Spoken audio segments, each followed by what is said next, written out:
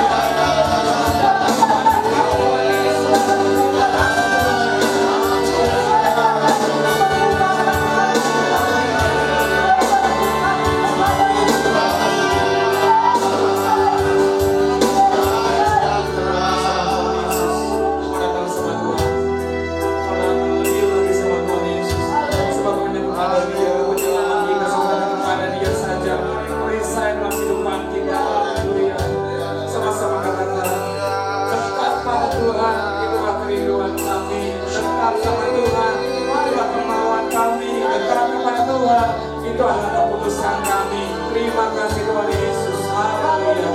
Sama-sama katakan, dekat padamu itu hidupku. Haleluya. Haleluya. Dekat padamu itu hidupku.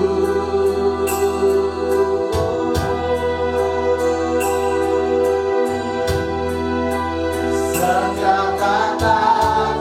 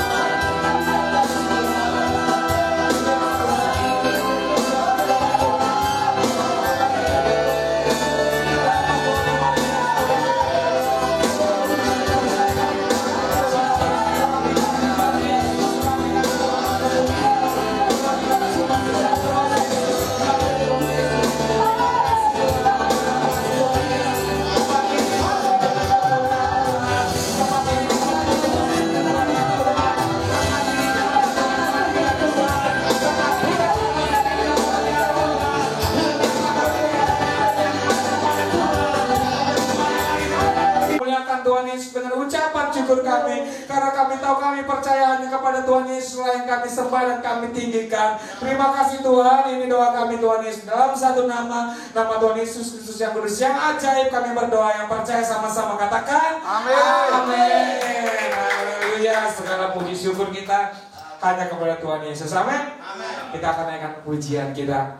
Segala puji syukur. Haleluya. Ya. Kita bertepuk tangan buat Tuhan Yesus. Haleluya. Sampai menikmati pujian Bapak Ibu. Kita melakukan janji. Kita mendengarkan kasih kita sama Tuhan. Dan hari ini kita diberikan kesempurnaan. Kesehatan yang sempurna luar biasa. Sama-sama katakan. Segala puji syukur. Segala puji syukur hanya bagimu Tuhan. Sebab Kau yang layak dipuja. Kami mau bersorak tinggikan nama-Mu. Haleluya. Haleluya. Katakan segala puji syukur. Segala puji syukur hanya bagimu Tuhan. Amin. Sebab Kau yang layak dipuja. Kami mau bersorak tinggikan nama-Mu. Haleluya.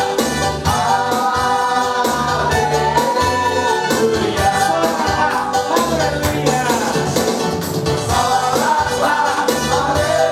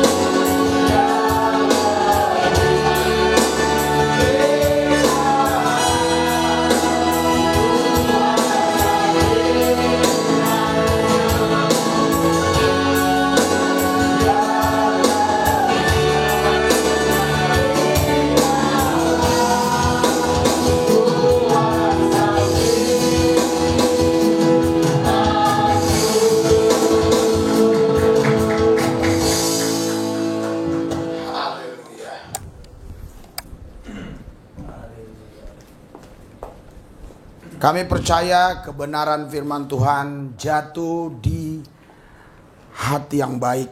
Firman itu berakar, bertumbuh dan berbuah. Sehingga buahnya itu dapat dinikmati oleh banyak orang.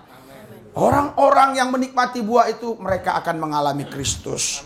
Orang-orang yang menikmati buah itu mereka akan berkata, Yesus adalah Tuhan. Yesus adalah Allah. Yesus adalah yang menciptakan langit bumi dan segala isinya.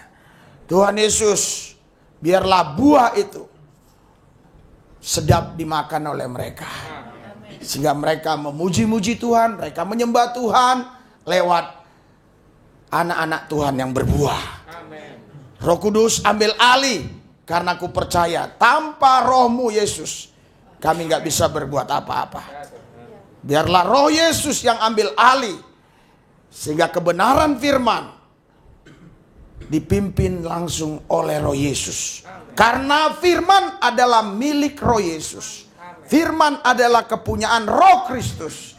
Biarlah firman ini disampaikan langsung oleh roh Yesus, membawa perubahan bagi kami. Kalau ada pemerintah-pemerintah, penguasa-penguasa, penghulu-penghulu dunia yang gelap, roh jahat, iblis, setan, kuasa gelap, ilah-ilah zaman, roh teritorial, beserta antek-anteknya di udara yang coba mengganggu, menghalangi, menghambat kebenaran firman Tuhan untuk disampaikan, kami satukan hati iman kami usir, kami tolak, patahkan kuasanya dalam nama Yesus. Tempat ini dalam perlindungan Tuhan. Terima kasih Tuhan, dalam satu nama Yesus Tuhan yang kudus kami berdoa mengucap syukur. Haleluya, yang percaya katakan amin. Berikan sorak-sorai buat Tuhan. Ada sukacita, ada damai sejahtera, ada kemenangan. Haleluya. Ya, yel-yel kita. 3, 2, 1.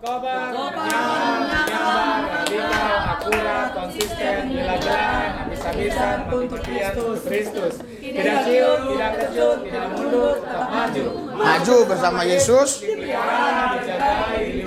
Bersama Yesus. Kita lakukan perkara-perkara besar. Di dalam Yesus kita cakap menanggung karena tidak ada yang mustahil bagi orang percaya. Haleluya. Silakan duduk. Ya. Tadi saya niat ya, yel-yel kita nggak kita ucapkan karena sangat ini ya, dengan apa yang mau saya sampaikan gitu ya. Dan tadi saya sebenarnya mau menyampaikan temanya itu kesombongan. Tetapi waktu si Randy tadi ya menyanyi hati seorang hamba, saya pikir ngapain saya muter-muter, ya kan? Ngapain saya muter ya, menembak orang-orang sombong, menyuruh orang-orang sombong berubah, padahal intinya hati seorang hamba gitu ya. Iya, jadi Roh Kudus bilang sama saya, ngapain kau muter-muter ya? Langsung aja ke poinnya ya. Jadi hari ini tema khotbah kita hati seorang hamba. Haleluya. Haleluya. Pusat kehidupan kita itu ya ada di hati. Walaupun pikiran kita ya memikirkan hal-hal yang nggak baik, kalau hati kita bisa mengambil keputusan untuk kita tidak mau mengikuti apa yang ada di pikiran kita, maka yang terjadi adalah apa yang ada di hati kita. Karena hati itu adalah pusat, ya. Hati itulah pusat. Makanya waktu Yesus ketemu ahli Taurat orang Farisi, dia bilang, apa yang dipikirkan hatimu? Loh, kok hati berpikir? Nggak mungkin. Yang berpikir otak. Tapi Yesus bilang, apa yang dipikirkan hatimu? Ya, lebih mana? Ya, lebih mudah mana mengatakan dosamu diampuni dengan berjalanlah. Nah, jadi yang Yesus bilang, apa yang dipikirkan hatimu? Haleluya. Karena waktu Yesus mengatakan dosamu sudah diampuni, mereka ini pada marah. Ini siapa kok bisa mengampuni dosa? Sehingga Yesus mendemonstrasikan. Ya, sekarang mana lebih mudah mengatakan dosamu sudah diampuni atau berkatalah, hei berjalanlah, hei orang lumpuh itu jalan. Sehingga mereka terdiam. Nah, jadi dari ucapan Yesus ini, saya bisa mengambil satu pemahaman bahwa hati inilah pusat. Haleluya. Nah, dan kalau saya mau menjelaskan lebih dalam lagi, ya roh itu sebenarnya yang menguasai hati itu. Ya, jadi sulit membedakan ya. Kalau orang-orang dunia, khususnya para psikolog atau apalagi itu motivator-motivator, mereka nggak tahu bicara roh, selalu bicara hati dan pikiran ya. Nah, kenapa? Karena memang hati ini pusat. Sekalipun kadang kita mau berpikir ya untuk melakukan ini, tetapi kalau hati kita mengambil keputusan tidak, itu tidak jadi kita lakukan. Ya.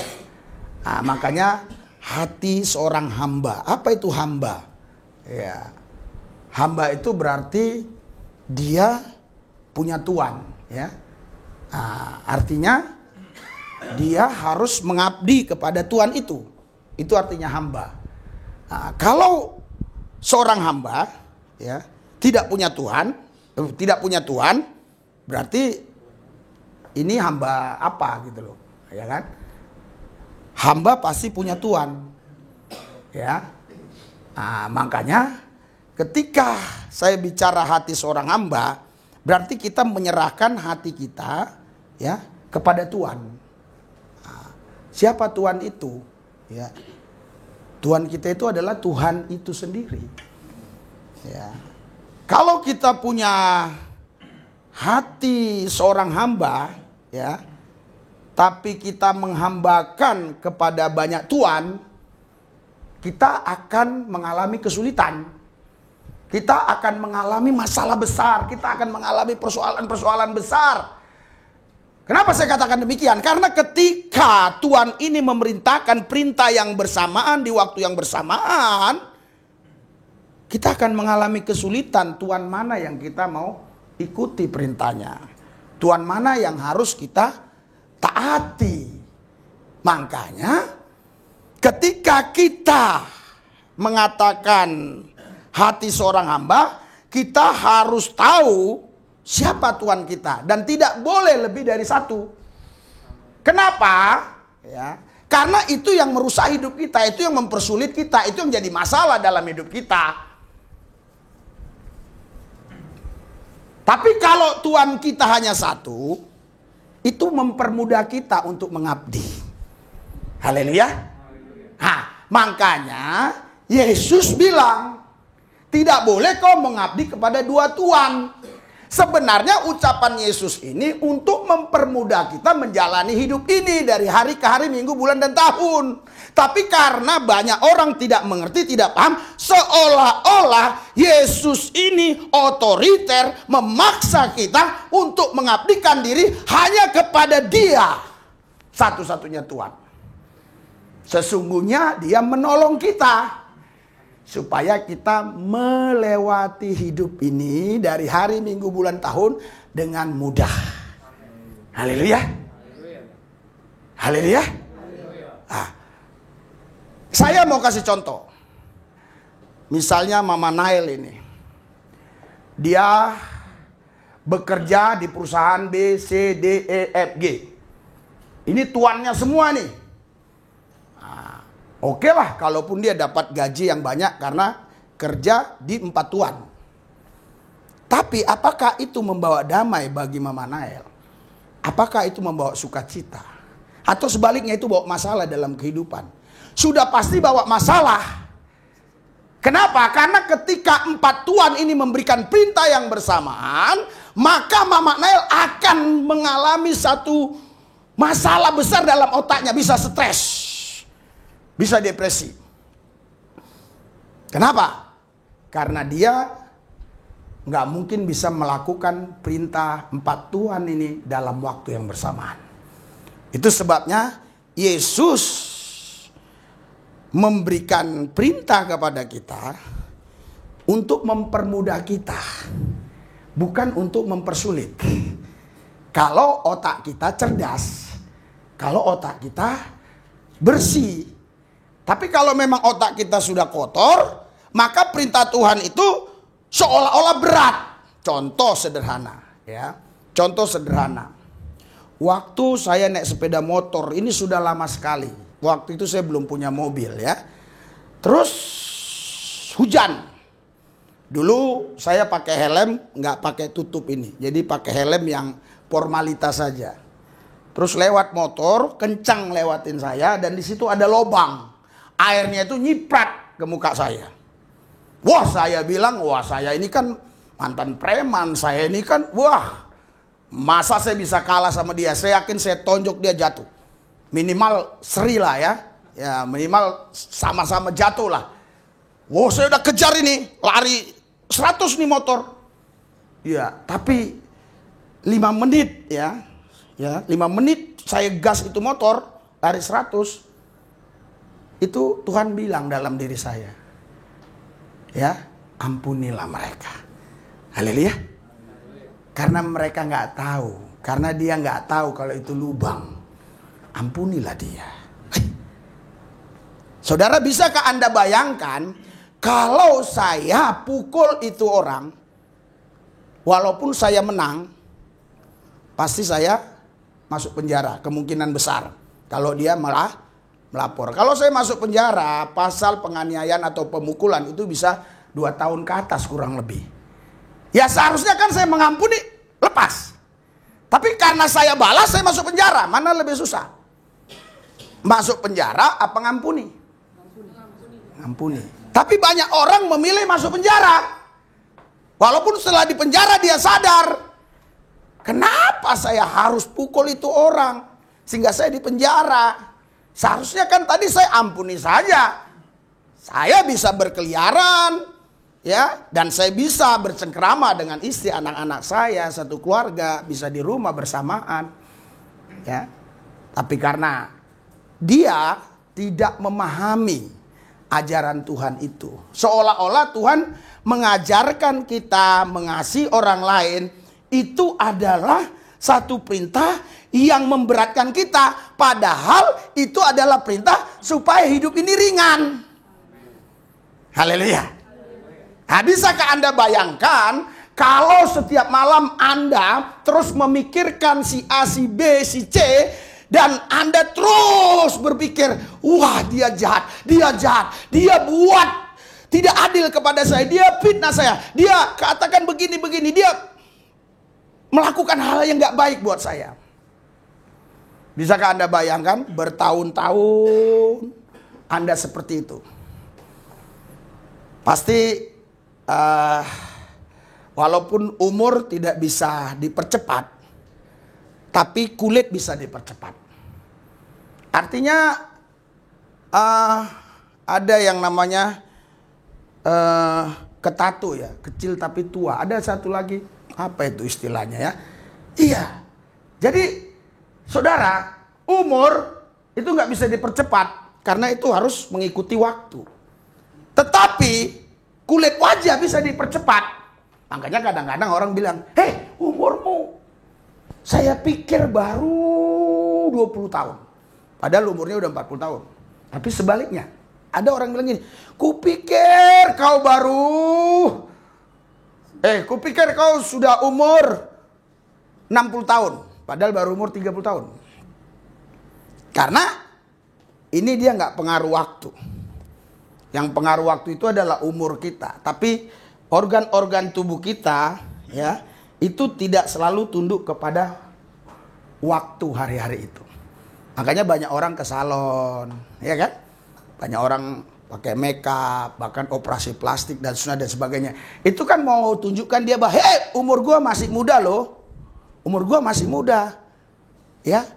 Oke lah, gue tahu umur gue 60. Tapi lu gak boleh tahu umur gue 60. Lu harus berpikir umur gue ini baru 30. Kan itu kan tujuannya kan. Kan tujuannya itu. Ya kan? Ya tujuannya itu memang. Ya supaya kita selalu dianggap muda. Nah, jadi hati seorang hamba ini ya kita miliki. Kita harus bisa memahami ya bagaimana hati seorang hamba ini ya menjalani hidup ini supaya tetap bahagia, tidak banyak problem, tidak banyak masalah dalam kehidupan kita.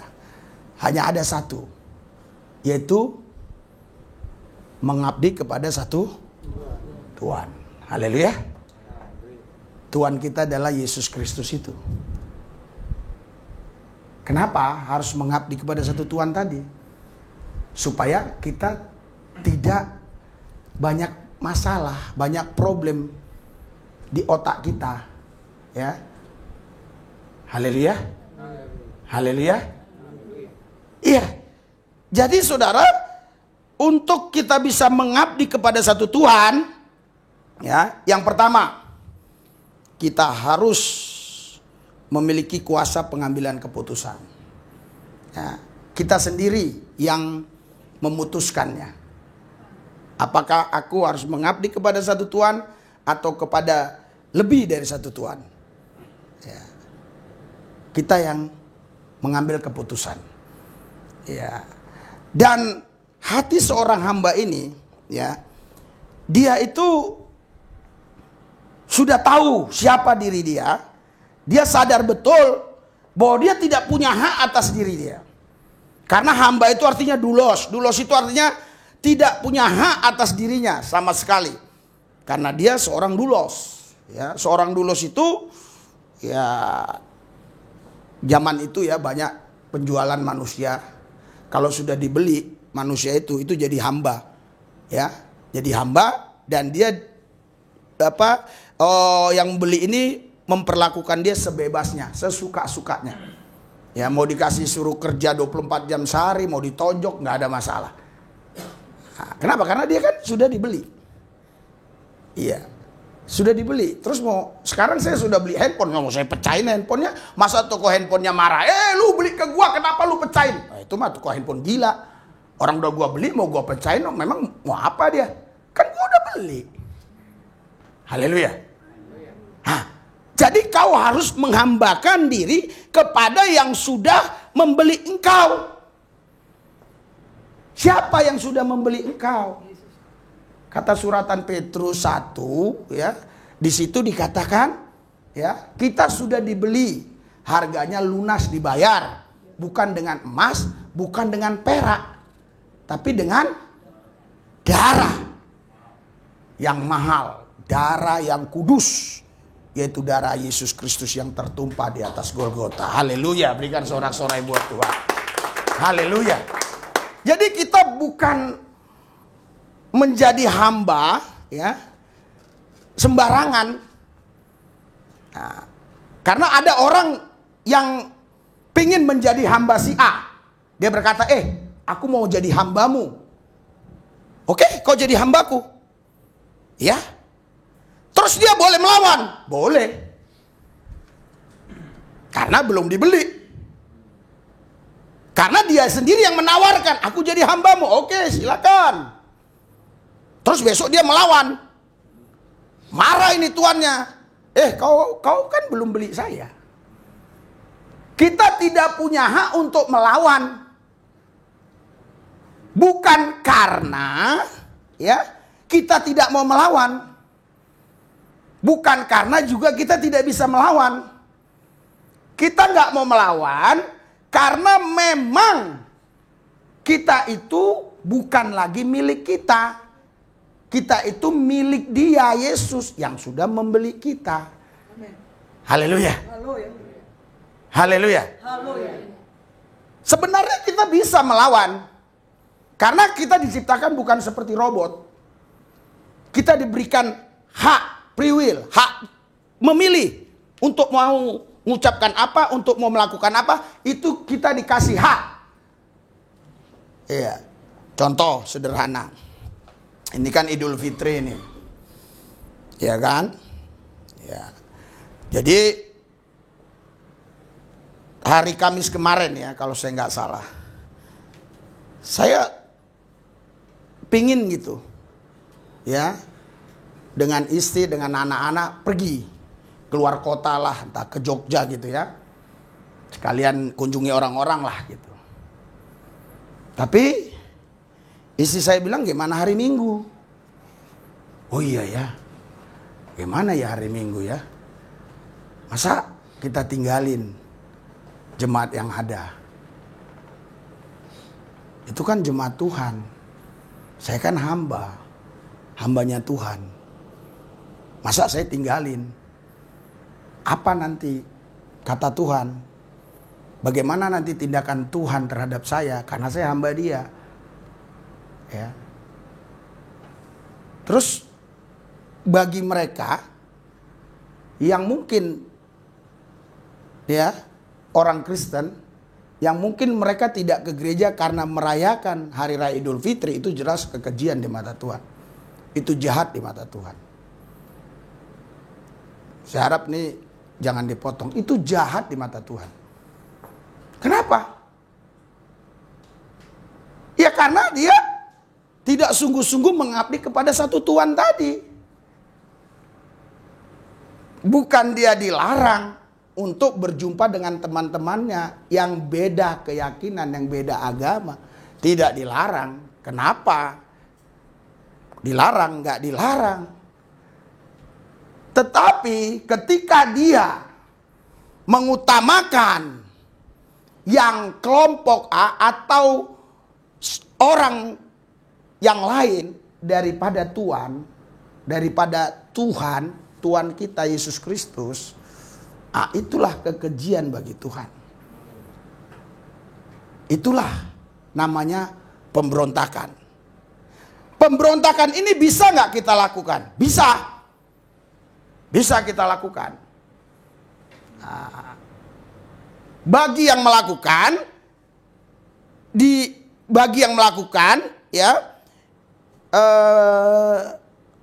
gimana ya bahasanya? Kenapa dia melakukan itu? Karena mungkin dia nggak memahami siapa diri dia, dan mungkin juga dia hanya ngomong hamba-hamba, tapi nggak tahu dia hamba itu seperti apa, ya. Hamba itu seperti apa? Kalau hamba itu dia harus sepenuhnya taat kepada Tuhannya. Tidak boleh 99%. Tidak boleh. Dia harus taat sepenuhnya kepada Tuhannya. Kenapa? Karena seorang hamba, ya, itu dia nggak perlu memusingkan apa yang dia harus makan, apa yang dia harus minum, di mana dia tidur, pakaiannya apa, pakai sabun apa, pakai odol apa. Dia nggak memusingkan itu, karena itu pun tidak ada haknya untuk menuntut itu semua. Dia akan bersyukur saja apapun yang diberikan Tuhannya. Berikan sorak-sorai buat.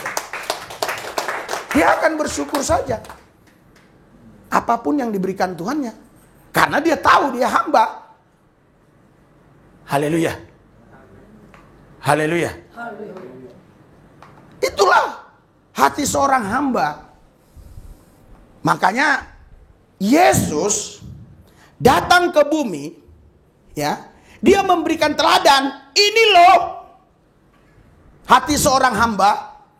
Ayo kita baca di Filipi pasal 2 ayat 5. Filipi 2 ayat 5. 3, 2, 1.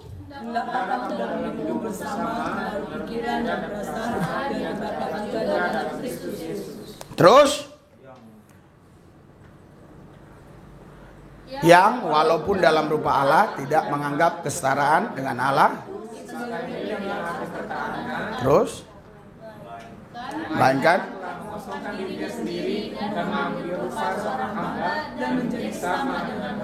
terus dan dalam keadaan sebagai manusia ia telah merendahkan dirinya dan tak sampai mati, bahkan sampai mati di kayu salib. Ya, kembali ke ayat 5. Oke, jadi karena hendaklah kamu dalam hidupmu bersama, jadi maksudnya kita semua, nggak boleh hanya 1-2 orang.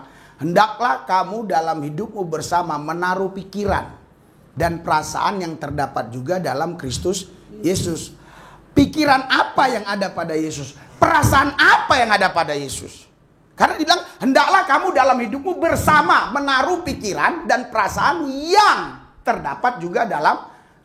Artinya perasaan Kristus, pikiran Kristus, harusnya engkau juga memiliki pikiran yang sama, perasaan yang sama. Seperti apa yang ada dalam pikiran Kristus, seperti yang Yesus punya perasaannya. Nah, seperti apa kira-kira pikiran Kristus? Seperti apa perasaan Kristus dalam konteks ini? Baca ayat 6. 3, 2, 1. Yang menggunakan kepala tidak menganggap kesetaraan dengan Allah itu sebagai milik yang harus dipertahankan. Iya. Orang Kristen percaya bahwa Yesus itu adalah Tuhan Allah. Ya. Yang namanya Tuhan Allah hebat, dahsyat, luar biasa, maha kuasa, punya takhta yang hebat, yang indah, yang luar biasa. Wow, semuanya sulit diungkapkan, sulit diceritakan. Itulah Tuhan Allah. Tapi Yesus beda dengan Tuhan Allah yang lain. Yesus beda dengan Tuhan yang lain, dengan Allah yang lain. Bedanya di mana? Walaupun dia Allah, dalam kurun waktu tertentu dia tidak menganggap dirinya sebagai Allah. Haleluya. Padahal itu miliknya, itu kepunyaannya, tapi dia tidak pertahankan yang miliknya. Dia tidak pertahankan walaupun itu kepunyaannya. Dia tahu dia Tuhan, dia tahu dia Allah, dia tahu dia Maha Kuasa, dia tahu dia bisa menciptakan batu menjadi roti. Dia tahu semua itu. Dan dia sudah buktikan air berubah menjadi anggur. Harusnya batu pun jadi roti sama saja harusnya. Dia tahu semua itu. Tapi dia tahu siapa dia. Haleluya. Haleluya. Dia datang ke bumi. Haleluya. Dia membatasi dirinya untuk tidak menyombongkan dirinya, untuk tidak menunjukkan kealahannya. Ya. Dia tidak mau pertahankan. Saudara, yang paling sulit dalam hidup ini adalah melepaskan hak. Itu paling sulit sekali. Ini kan hak saya. Ini kan hak saya.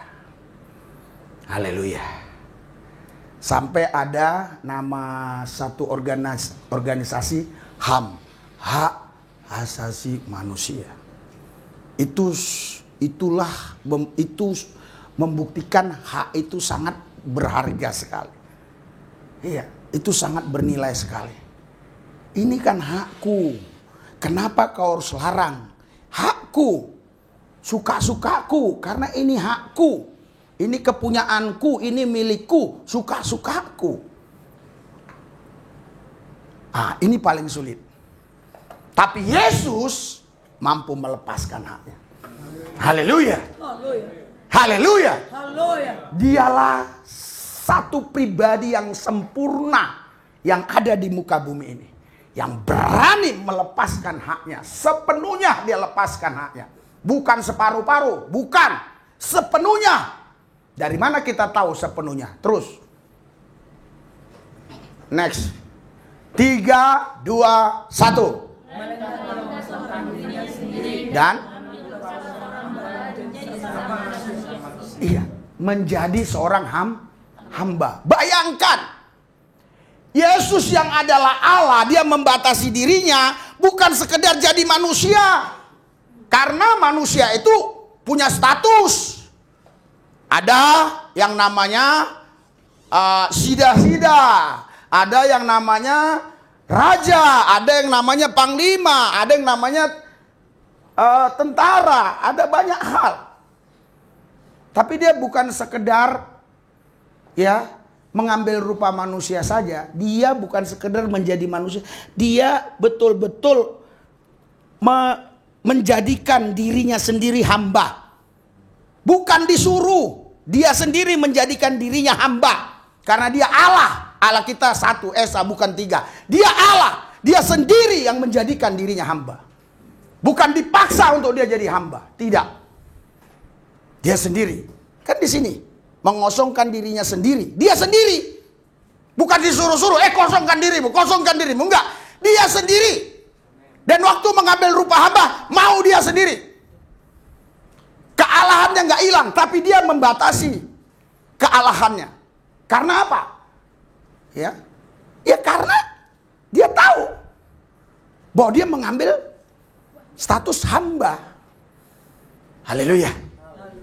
Haleluya. Oke, terus next. Ini kehambaannya yang luar biasa. 3, 2, 1 ayat 8 ya. 3 ayat 8 ya. Oke. Nggak bisa. 3, 2, 1. Dan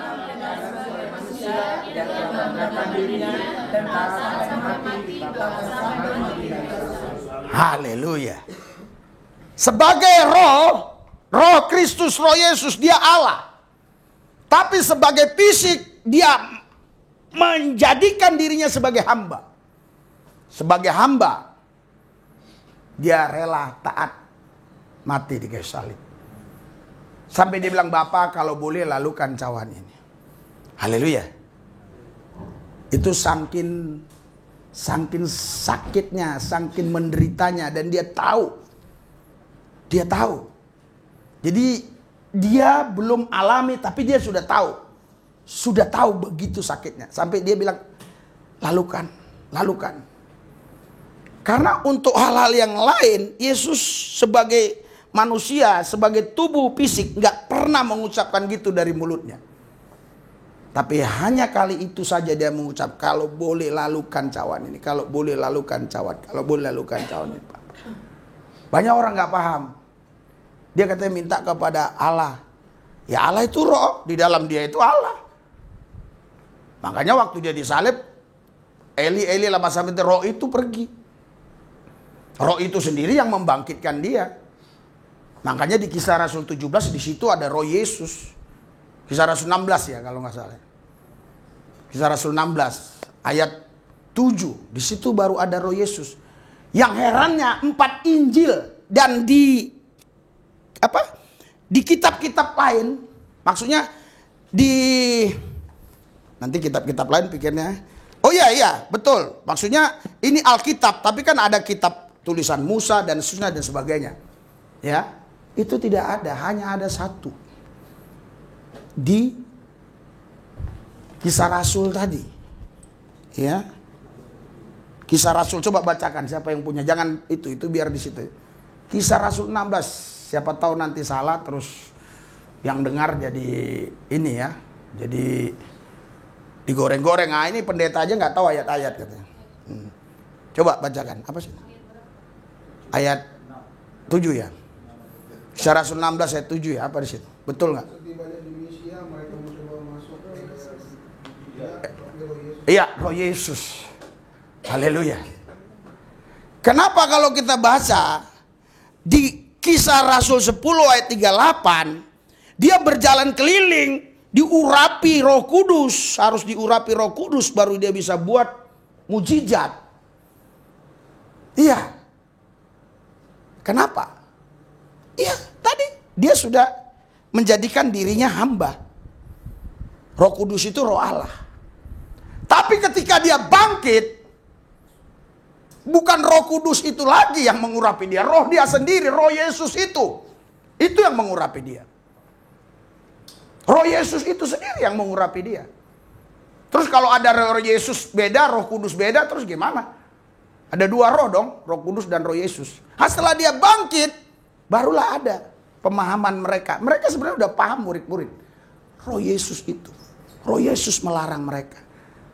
Jadi saya bersyukur ya, kemarin saya lihat ada seorang TikToker ya namanya, TikToker ya. TikToker ya. Ya. Itu dia selalu menjawab pertanyaan-pertanyaan saudara-saudari kita muslim tentang ketuhanan Yesus. Semua apa yang dia jawab seperti yang saya sampaikan. Cara menjelaskannya. Dan saya menemukan yang seperti itu sudah banyak. Saya bukan berarti GR apa khotbah saya didengar orang, tidak. Tapi saya sudah banyak mendengar yang seperti itu. Bahkan ada satu lagi pendeta, dia bilang, Yesus, karena dibilang utusan, Yesus mengutus dirinya sendiri untuk datang ke bumi. Berikan sorak-sorai buat Tuhan Yesus. Apa nggak bisa? Kalau saya seorang raja, terus nggak ada yang bisa ngutus saya. Siapa yang ngutus saya? Saya utus diri saya sendiri dong. Risu Lewis, kau pergi. Kemana? ke masyarakat, kunjungi masyarakat. Siapa yang bisa ngutus raja? Dia kan raja di atas segala raja. Siapa yang bisa ngutus? Dia ngutus diri sendiri. Haleluya. Wih, saya bilang mantap juga ini pendeta. Haleluya. Jadi berjuang terus. Saya terus berjuang untuk hal ini. Supaya kita bisa menjawab sebagai pertanggungjawaban iman kita. Haleluya. Kalau nggak salah itu titokernya itu udah saya kirim ke si Daniel. Semua jawaban-jawabannya. Bahkan ada lagi seorang pendeta di Kupang ya. Aduh, lupa saya itu. Ya, saya udah kasih ke Daniel juga. Itu, sekarang sama semua. Jadi ini saudara, Yesus ini, ya, dia itu bukan karena dipaksa dan terpaksa. Tapi dia datang sendiri. Dia mengutus dirinya sendiri. Dia datang sendiri ke bumi. Itu jelas. Dia yang Allah mengambil rupa manusia. Jelas. Walaupun memang ada ayat-ayat ucapan diutus. Itulah yang perlu kita jawab. Ya kan? Sebagai manusia, tubuhnya memang diutus sebagai roh Allah. Nggak bisa diutus. Dia mengutus dirinya sendiri. Kamu pun kalau kamu dipenuhi roh Allah, ya, kau bisa menundukkan dirimu. Haleluya. Kalau kau dipenuhi roh Allah, kau bisa menundukkan dirimu. Ketika kau mau pergi nih ke A, tapi kau tahu bahwa yang lebih penting adalah ibadah, yang lebih penting ke gereja. Tapi kau mau pergi nih, jalan-jalan, tak nonton, tak apa. Terus kau perintahkan dirimu, diam kau. Pergi kau ibadah. Kan bisa. Tapi orang yang gak penuh roh Allah, roh kudus, roh Allah, roh Yesus, sama semua itu. Roh Kristus. Jangan dibilang jadi banyak rohnya, enggak. Roh suci pun boleh. Tapi waktu dia belum bangkit, dia tidak punya nama rohnya itu. Gak punya nama. Gak ada roh Yesus. Setelah dia bangkit baru dia dikasih tahu nama rohnya itu roh Yesus. Roh saya roh Lubis. Iya. Dia bukan terpaksa, bukan dipaksa, dia sendiri. Haleluya. Makanya kita ini gambar Allah dan rupa Allah. Kenapa? Karena kita juga punya hak. Kita punya free will ya. Punya hak bebas untuk melakukan apa saja, mengucapkan apa saja. Ada orang mengatakan, wah dia karena melawan Tuhan kena azab. Oke, nggak masalah bagi saya, oke. Tapi si B kenapa nggak kena azab? Kok malah sehat-sehat dia? Nggak bisa jadi patokan dong. Yang bisa jadi patokan ini, kalau ini ku banteng pasti airnya tumpah. Ini yang bisa jadi patokan. Enggak. Sekalipun kau melawan Tuhan, belum tentu Tuhan mengazab engkau. Karena dia Allah yang maha kasih. Dia Allah yang maha baik. Berikan sorak-sorai buat Tuhan. Sekalipun kau gak ke gereja. Makanya pendeta jangan khotbah menakut-nakuti jemaatnya. Sehingga Tuhan itu ditaatin karena bengis. Ya. Takut Tuhan itu nggak sama dengan takut sama setan. Takut sama setan kita kan karena takut ngeri kan.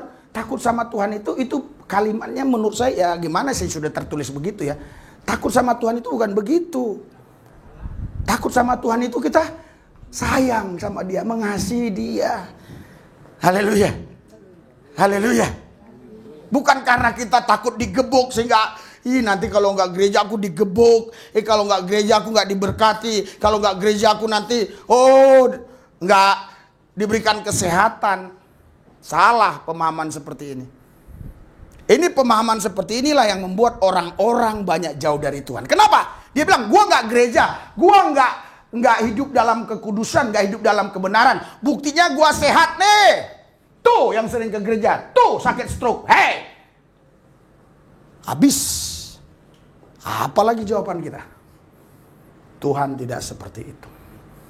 Tuhan berikan hak bebas buat kita. Tapi dia sudah kasih tahu, kalau kau tempuh jalan ini, nanti akhir hidupmu kau bagaikan uap. Nggak lama kau di bumi, kau akan terima ini. Tapi kalau kau melakukan kehendakku, kau akan terima kerajaanku. Berikan sorak-sorai buat. Haleluya. Itu Tuhan yang maha baik. Bukan dikit-dikit diazab, dikit-dikit diazab. Sekarang lagi viral video. Lagi viral video bahwa saya sudah mati. Nanti saya kasih videonya. Tapi di situ framing. Jadi ada pendeta lagi khotbah, jatuh dari mimbar, terus dikasih kata-kata.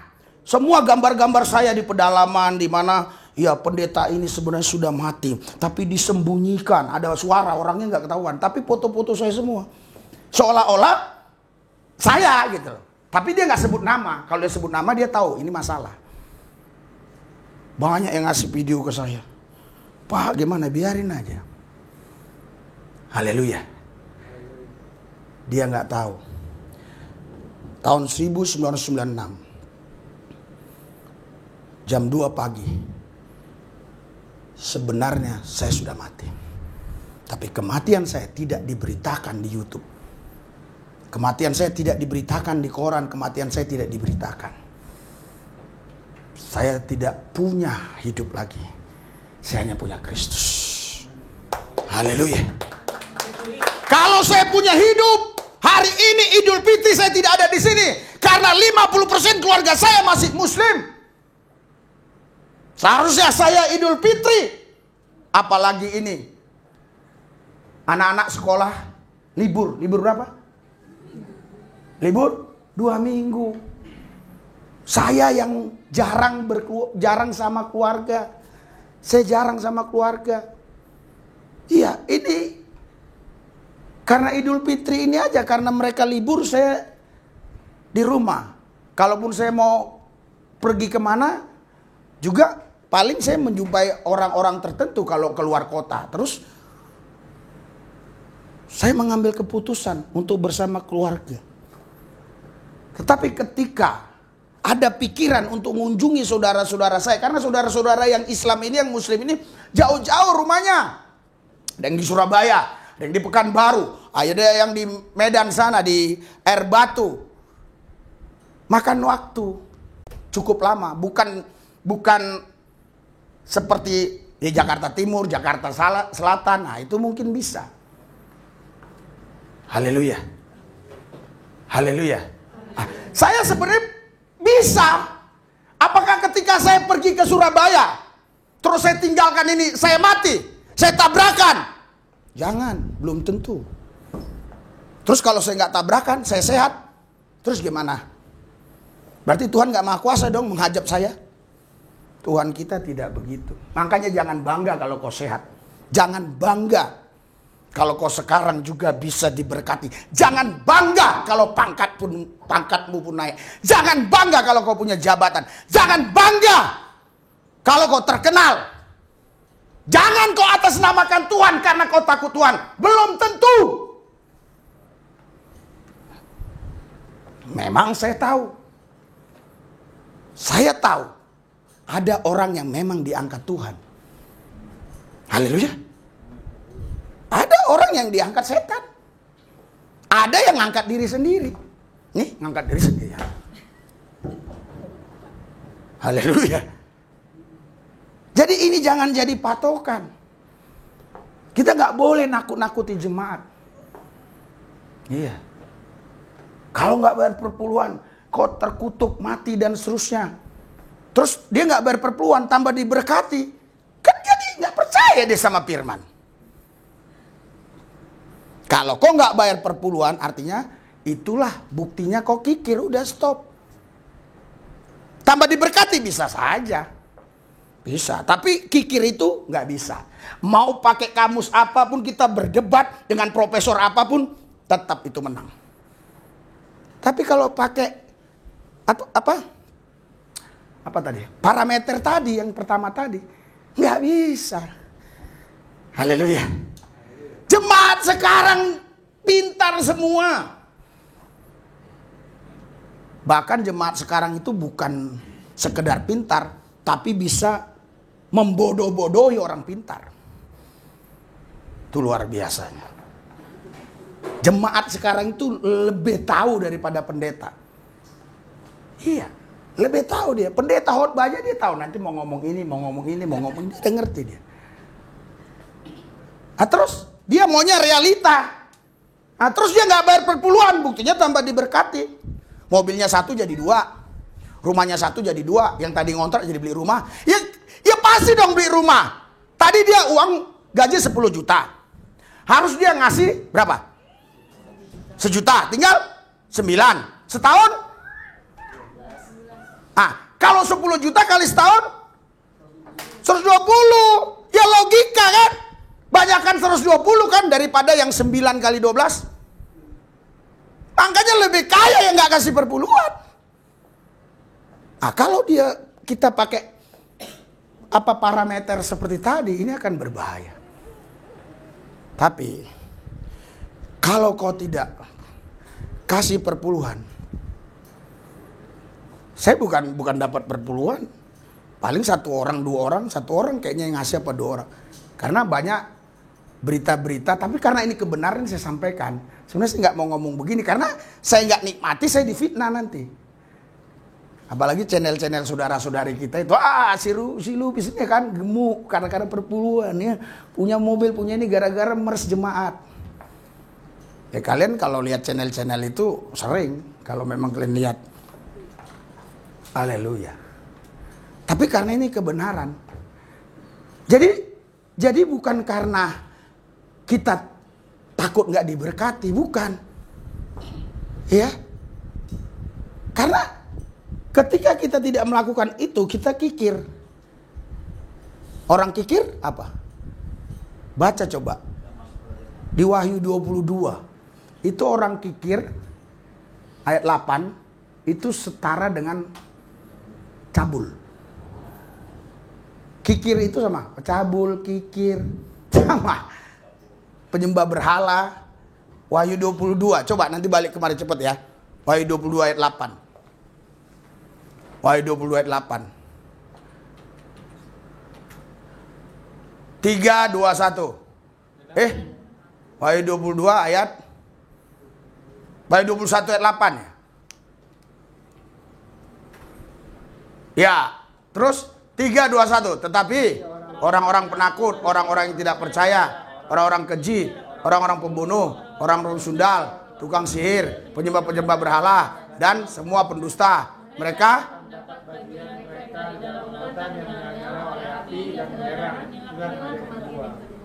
di mana itu yang kikir itu? Haleluya. Haleluya. Nah, untung kita ini kan. Nah, itu di dalam, ya, kita baca ya. Iya, coba. Di mana cepat?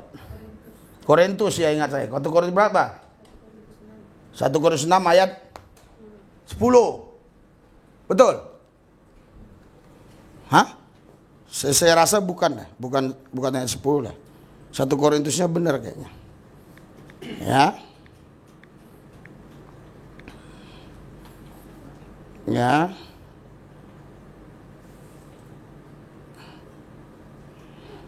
Ini 1 Korintus 5 ayat 11. 1 Korintus 6 ayat 10, betul. Ya. 3, 2, 1.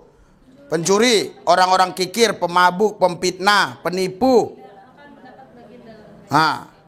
Pencuri, orang-orang kikir, pemabuk. Iya. Jadi 1 Korintus 6 tadi ya. Jadi kita kalau kikir, ya kita nggak akan bisa memberi apa-apa. Haleluya. Kita akan bisa menerima, tapi kita nggak bisa memberi. Namanya kikir. Ya kan? Saya pun sempat ditegur Tuhan. Karena kemarin ya, kita mau baptis orang, mau baptis puji Tuhan ya. Ada satu orang yang tadinya Islam, KTP-nya Islam nggak masalah, yang penting sudah dibaptis. Haleluya. Haleluya. Iya. Jadi kita baptis berapa orang? Gue bilang sama si Randy, ada nggak uang kas muda-mudi? Ada. Ya bawa aja 700. Karena saya pikir nanti kalau menang bayar itu dan ini. Ternyata kalau menang tutup. Si Randy ternyata punya kantor. Di kantor itu ternyata ada kolam renang. Maksudnya apartemen itu, di apartemen itu kantornya itu di bawah apartemen itu. Jadi di teleponnya akhirnya bisa di sana nggak bayar. Saya panggil si Randy ke atas. Memang tujuannya bukan hanya untuk bicarakan itu, ada yang lain saya bicarakan tentang bagaimana muda-mudi ini dididik untuk memahami tentang Tuhan. Terus saya bilang, besok bawa uang ya. Untuk apa Pak? Ini uang bensin, karena saya kan beli bensin, bayar tol pulang pergi. Kira-kira berapa Pak? Saya ngisi bensin 200, ya kan? Ya namanya mobil seperti itu memang harus pertamax saudara, nggak bisa petralen, hancur mobilnya. Jadi tol berapa kira-kira? 250. Itulah ngeri nggak virus itu, jahat kan? Langsung si Randy bilang gini, Pak boleh nggak Pak? Saya juga ngisi 70.000 katanya. Saat dia pulang, saya lagi doa Roh Kudus marah. Iya Tuhan marah loh. Makanya nanti ku terima akan kubalikin lagi, Ren. Ya, sebenarnya maksud saya begitu. Saya terima supaya dia mengalir, jadi nggak kayak lautan mati. Iya. Memang di gereja manapun pendeta itu harus dibiayain oleh jemaat, tapi di sini nggak usah. Bukan nggak mau, memang nggak bisa. Haleluya. Iya. Iya. Jadi, ya saya juga Pak katanya. Oh iya. Saya lagi doa. Itulah kau. Kau menularkan sesuatu. Karena saya pikirkan, wah, kok semua saya kegiatan apa-apa kok nggak didukung gitu loh, ya kan? Nggak didukung oleh jemaat. Kok saya berjuang sendiri, pontang-panting sendiri gitu. Jadi saya pikir ya udahlah, mumpung dia bilang ada, ya udah. Ya. Tapi Tuhan tegur saya, kau uang segitu aja. Aduh, saya juga berpikir iya ya, masa uang segini aja saya minta kan begitu. Tapi sebenarnya ada pikiran saya, nanti sudah saya ambil ya, saya akan kembalikan lagi supaya itu jangan laut mati, iya kan? Iya, karena sebenarnya sungai itu ada 2 sungai itu ya sama laut mati airnya sama ya, dari bukit apa itu? Bukit Hermon itu sama-sama air dari sana. Di laut mati ikan nggak hidup, di air ini lupa saya sungai apa itu airnya hidup. Ikan-ikan hidup. Rupanya karena laut tadi nggak ngalir airnya. Nah, jadi mati di situ ikan. Haleluya. Iya saya bilang iya Tuhan. Nah, inilah seorang hamba. Seorang hamba itu tidak punya hak apa-apa. Haleluya. Haleluya. Haleluya. Orang banyak takut menghambakan diri ke Tuhan karena penjelasan saya ini. Tapi dia nggak tahu bahwa Tuhan yang kita sembah, dia maha kaya, dia maha kuasa, dia maha kasih. Dia sangat mengasihi hamba-hambanya.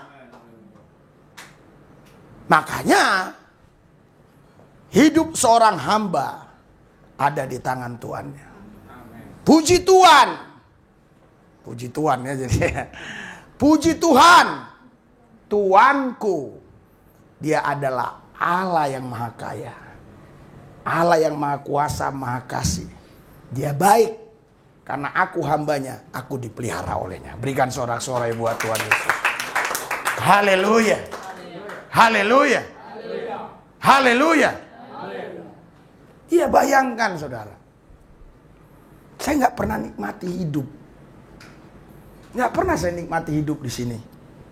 Inilah baru lama saya, hampir seminggu lah. Ini hampir seminggu nanti nih. Iya.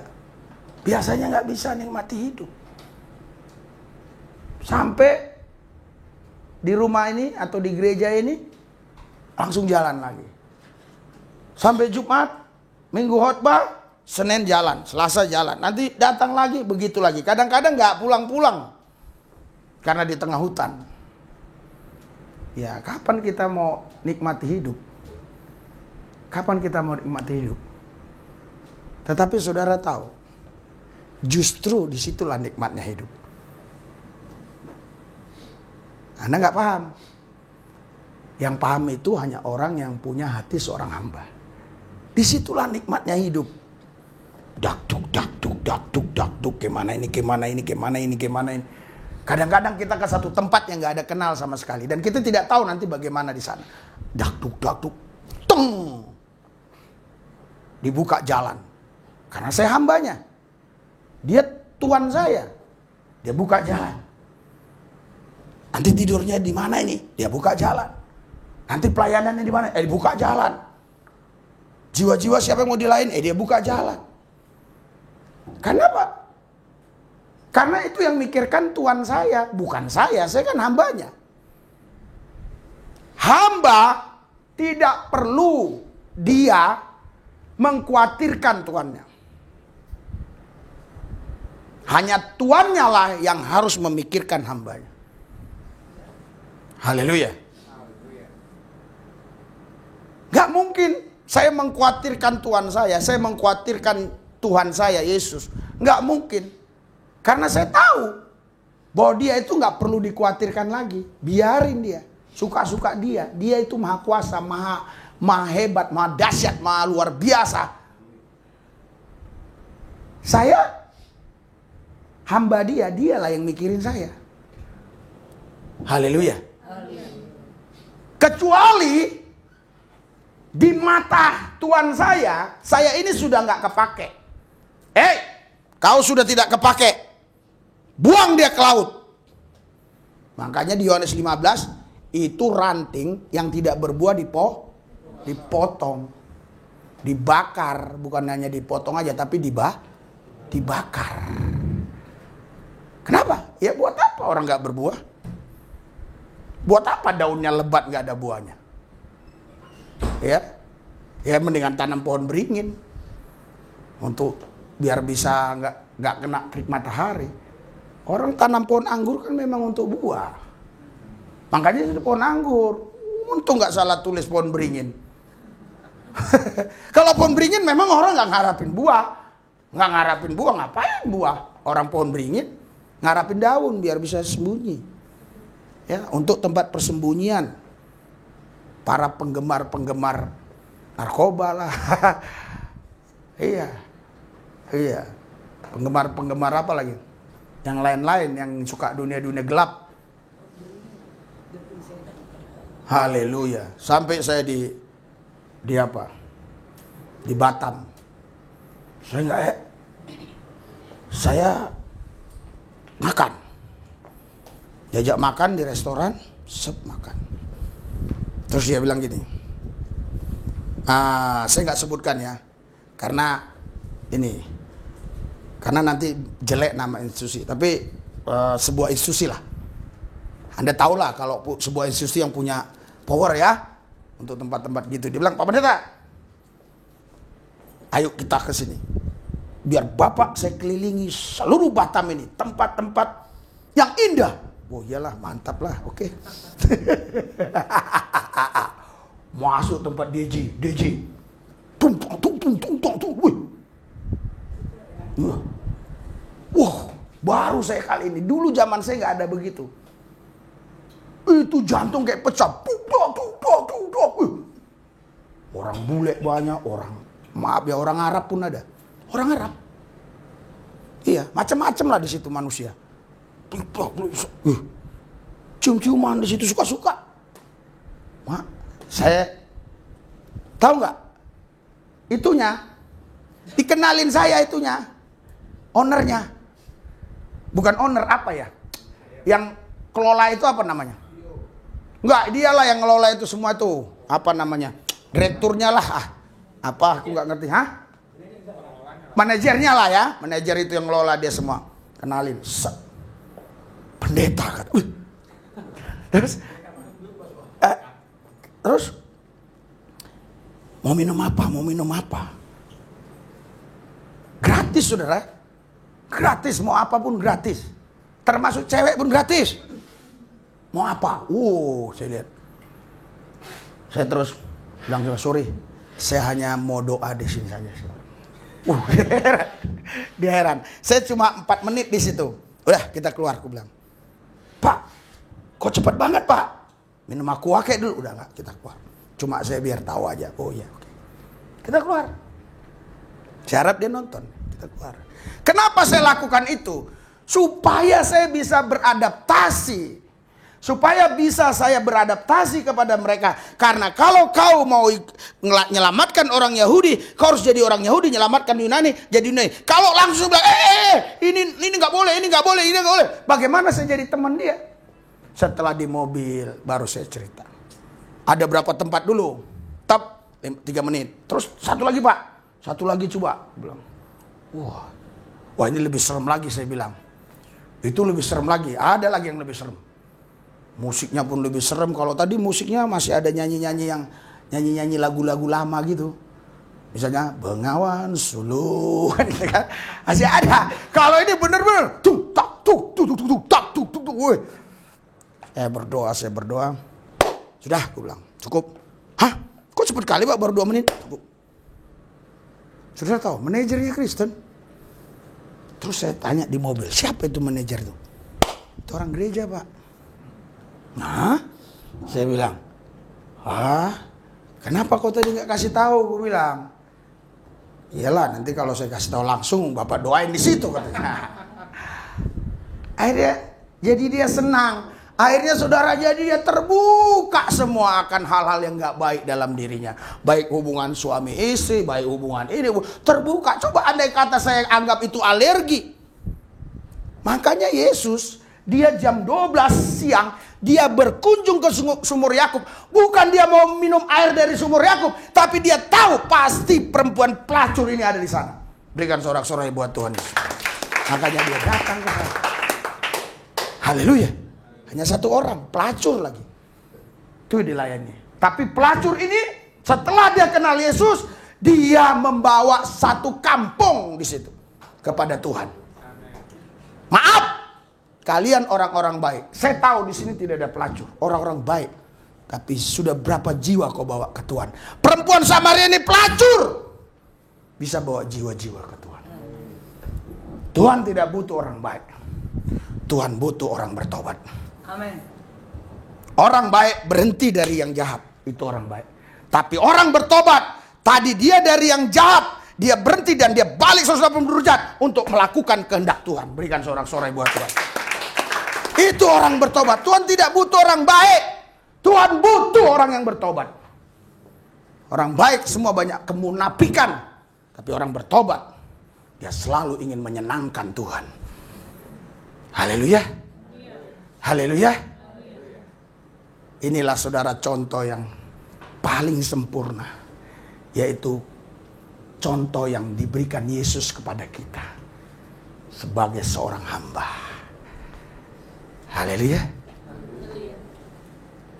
Anda sudah punya hati seorang hamba? Kalau Anda belum punya hati seorang hamba, mari kita datang kepada Tuhan. Kita berikan sepenuhnya hati kita kepada Dia. Kalau saudara tidak mau jadi seorang hamba, engkau harus jadi seorang tuan. Kalau kau jadi seorang tuan, maka Yesus adalah hambamu. Kau akan perintahkan Yesus sesuka-suka. Ketika kau pergi, kau bilang, jaga rumahku Yesus. Iya kan? Ketika kau pergi lagi, cari parkiranku Yesus. Ketika kau pergi, cari ini, cari itu, cari itu. Kau nggak tanya dia. Tapi hamba tidak begitu. Hamba dia nggak sembarangan ingin melakukan apapun. Dia akan tanya tuannya. Dia tanya tuannya, Tuan boleh nggak aku? Saudara, nggak usah kita jauh-jauh ke hamba ya. Maaf ya kalau ada di sini yang kerjanya maaf, pembantu rumah tangga aja, pembantu rumah tangga. Dia nggak boleh pergi sembarangan. Dia harus permisi pada bosnya, kepada tuannya. Ya, aku permisi dulu ya, mau kemana? Mau ke depan, ngapain?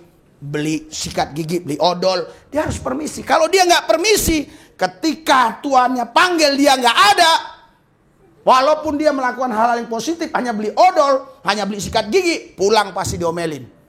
Capek gua manggil-manggil, loh, kemana lo? Aku cuma beli ini tuan. Kan aku nggak berbuat jahat tuan. Cuma beli odol, beli sikat gigi tuan. Tapi gua udah capek, mulut gua teriak-teriak panggil lo. Coba kalau tadi dia permisi. Tuannya nggak panggil. Haleluya. Haleluya. Kalau kau udah permisi kepada Yesus. Tuhan Yesus, saya permisi ya Tuhan Yesus. Mau kemana? Mau ke Surabaya. Ngapain? Temuin keluarga saya yang muslim, mau Idul Fitri. Oh, bolehlah. Kata Yesus, kau pergi. Ya, tapi jangan hatimu sendiri yang ngomong. Bolehlah, kau bilang Tuhan. Gak boleh, harus Tuhan yang ngomong. Ya, jangan kau mengatasnamakan Tuhan. Bolehlah, kau boleh. Haleluya. Saya pergi. Ya, saya pergi. Tuhan gak cari-cari saya. Tuhan udah tahu saya di situ. Walaupun dia maha tahu, tapi karena saya hambanya, saya harus permisi. Ketika saya permisi, dia nggak masalahkan lagi. Tapi ketika saya nggak permisi, dia akan masalahkan. Sorry, maaf, bukan permisi ya. Sorry, saya ralat. Izin. Karena permisi itu selalu memaksa. Permisi bu ya, mau pergi. Permisi, memaksa. Permisi itu sebenarnya memaksa. Izin. Makanya enaknya bergaul dengan polisi-polisi begitu sama tentara. Izin Pak Pendeta. Berkenan enggak kalau nginap di sini? Izin Pak Pendeta. Berkenan enggak kalau mobilnya ini? Izin. Kalau kita kan permisi. Permisi itu seperti memaksa. Ya. Permisi ya, saya mau pergi ya. Coba bilang, izin boleh pergi enggak? Enggak boleh. Kalau permisi ya mau pergi. Nggak boleh pergi. Orang permisi. Kan permisi, bukan izin. Makanya ketika kau mengajukan cuti di kerjamu, karena itu bukan pada waktu hari cuti, bulan cuti, kau mengajukan cuti, tidak tertulis judulnya permisi. Judulnya izin. Artinya bisa jadi kau nggak pergi karena tidak diizinkan. Bisa jadi kau nggak jadi cuti, walaupun kau mau cuti karena nggak ada izin dari kantor. Haleluya, haleluya. Apalagi di TNI, di Polri, itu sangat masalah besar. Kalau dia pergi, ya keluar kota, ya, tahu-tahu dia nggak ada izin dari kantor. Misalnya tentara, razia PM di sana, polisi militer, dap, ngapain kau kemari? Kau dinas di mana? Saya dinas di Jakarta. Kenapa kau ke Batam? Mana surat jalanmu? Mana surat izin? Tidak ada. Tangkap. Makanya harusnya kita seperti itu. Kita hamba. Haleluya. Haleluya. Iya, harusnya dia di sebelah yang sini kalau bisa nih. Sebelah ujung sini. Iya. Jadi hamba tidak lagi mementingkan tentang dirinya. Tapi dia terus ingin menyenangkan Tuannya. Berikan sorak-sorai buat Tuhan. Haleluya. Haleluya. Haleluya.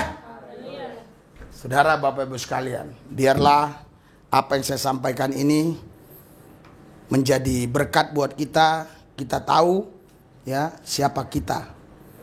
Kita ini bukan tuannya Tuhan, kita ini hambanya Tuhan. Semuanya harus seizin Tuhan. Kalau nggak diizinkan Tuhan, walaupun itu kesukaan kita, jangan buat. Ya. Apalagi kita tahu firman, walaupun kita nggak dengar suara Tuhan langsung, yang orang bilang audible, padahal bukan audible, harusnya dalam roh. Tapi oke, kita ngikuti gaya mereka audible. Ya, kau nggak dengar suaranya, tapi kau tahu firmannya. Ini nggak sesuai dengan firman Tuhan. Ya kenapa? Setiap Idul Fitri gereja sepi. Kenapa Natal gereja ramai? Kenapa? Kenapa setiap Idul Fitri gereja sepi? Jangan di sini, di mana-mana.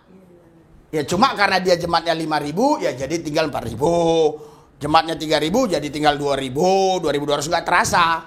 Tapi kalau jemaatnya 50 pergi 20 ya terasa banget. Kenapa? Setiap Idul Fitri, setiap Lebaran, kenapa gereja sepi? Coba lihat. Kenapa Natal rame? Iya. Karena Idul Fitri itu liburnya panjang. Sedangkan Natal itu liburnya sedikit. Ini 2 minggu nih libur bersama. Bayangkan. Haleluya. Saya khawatir juga ada pendeta-pendeta ini yang meninggalkan jemaatnya untuk liburan. Diwakilkan kepada wakilnya. Dianya liburan. Alasannya apa? Pelayanan. Di mana? Di Australia. Tapi tujuan hatinya pertama bukan. Tapi di sana memang betul dia melayani orang. Betul. Tapi tujuannya Tuhan tahu. Tuhan gak bisa dibohongi. Lu mau bohongi Tuhan. Aduh. Tuhan kok dibohongi. Haleluya. Dia tahu. Dia tahu sebenarnya ini orang. Ya mau liburan. Tetapi supaya di sana ya tidak jelek namanya. Oh ditelepon di sana. Bisa gak aku ngelayani di sana? Oke. Ya udah. Karena apa? Karena libur panjang. Dibawalah anaknya semua ke Australia. Iya kan? 2 minggu. Pulang, dia bilang saya pelayanan. Jemaat bisa ditipu. Tuhan gak bisa ditipu. Karena tujuan dia sebenarnya bukan mau pelayanan. Tujuan dia karena mau liburan. Haleluya. Itu sebabnya saya memutuskan Senin kemarin tidak berangkat. Karena saya lihat ternyata Idul Fitri kedua ya, itu adalah hari Minggu. Idul Fitri yang kedua, 2 harinya itu adalah hari Minggu. Sempat kemarin lagi mau berpikir lagi. Karena lupa lagi saya, ayo jalan ayo. Kan hari Minggu nanti. Iya, betul. Kalau gitu kapan dong, Pak? Bisa besok. Kan bisa. Haleluya. Haleluya. Apakah kita menderita ikut Tuhan? Apakah semakin ikut Tuhan semakin disakiti hati kita sama Tuhan? Apakah semakin ikut Tuhan semakin berat beban ini? Apakah semakin ikut Tuhan semakin banyak masalah ini? Kalau itu yang ada dalam otakmu, engkau perlu pergi ke dokter roh. Itu ada problem, ada masalah dalam otakmu. Kok nggak paham? Saya rasa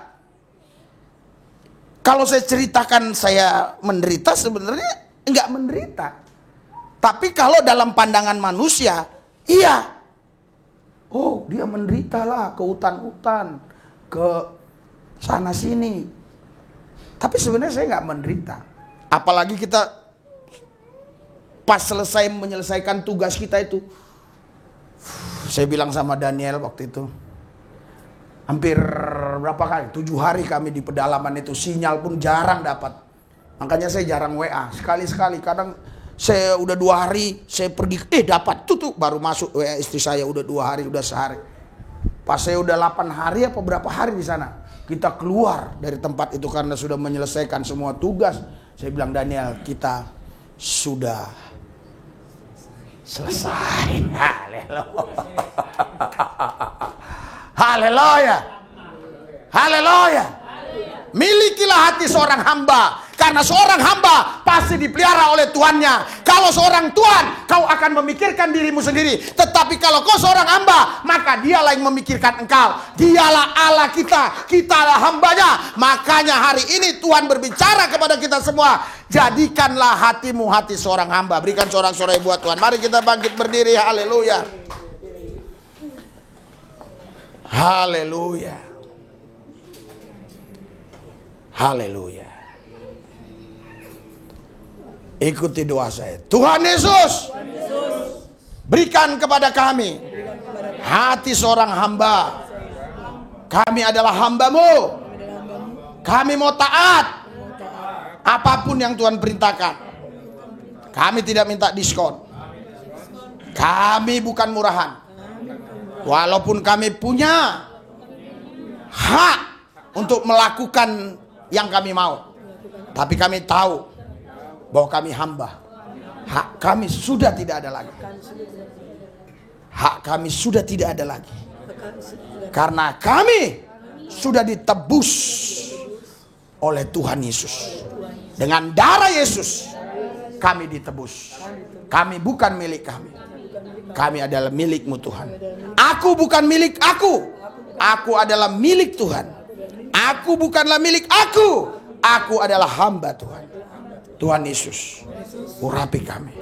Supaya kami tidak bimbang ragu dalam mengambil keputusan untuk taat kepada perintah-Mu. Terima kasih Tuhan. Dalam nama Yesus. Amin. Haleluya, haleluya.